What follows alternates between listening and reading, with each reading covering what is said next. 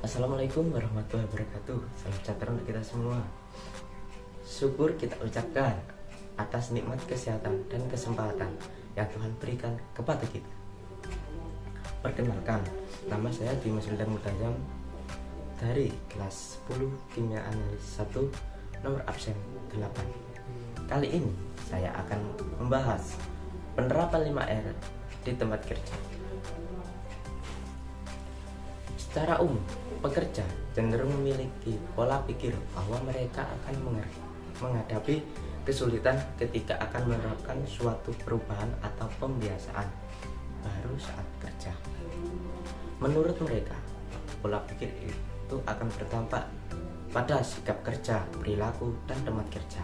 Padahal pola pikir seperti itu justru dapat berpotensi menimbulkan kesulitan baru di masa yang akan datang. Tempat kerja yang tidak rapi, berantakan, dan sebagainya dapat memperlihatkan proses pekerjaan yang cenderung negatif. Dengan demikian, penerapan perubahan atau pembiasaan baru di tempat kerja dapat mempengaruhi perilaku dan sikap kerja pekerja, sehingga dapat menciptakan pola pikir bahwa perubahan tersebut tidak sulit untuk dilakukan, namun justru mempermudah pekerjaan itu sendiri.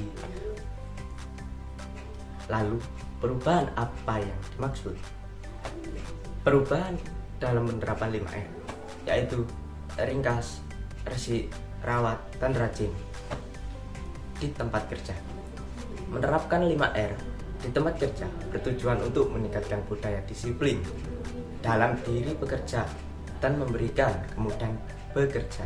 Dari sisi keselamatan, perilaku, dan kondisi tidak aman dapat teridentifikasi dan terkendalikan, sehingga menurunkan dan bahkan menghilangkan potensi terjadi near miss atau kecelakaan kerja. Selain keselamatan, penerapan 5R juga mampu meningkatkan kualitas produk, biaya produksi, proses pengiriman produk, dan moral pekerja. Simak penjelasan singkat berikut ini dari saya tentang 5R di tempat kerja. Yang pertama, ringkas.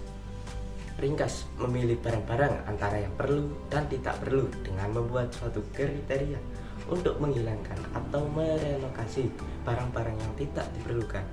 Hasil yang diharapkan yaitu menghemat area atau presentasi area kosong.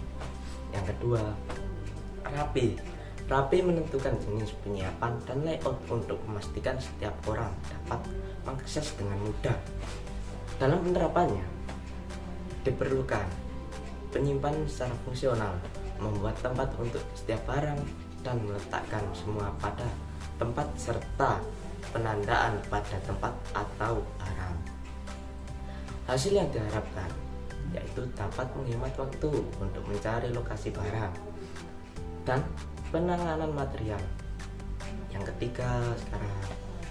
ketiga yaitu bersih, membersihkan sampah, kotoran, debu, dan benda-benda asing, membersihkan sebagai suatu bentuk dari pemeriksaan untuk menentukan permasalahan dari yang diharapkan yaitu pengurangan waktu, rusak mesin, jumlah kecelakaan, dan adanya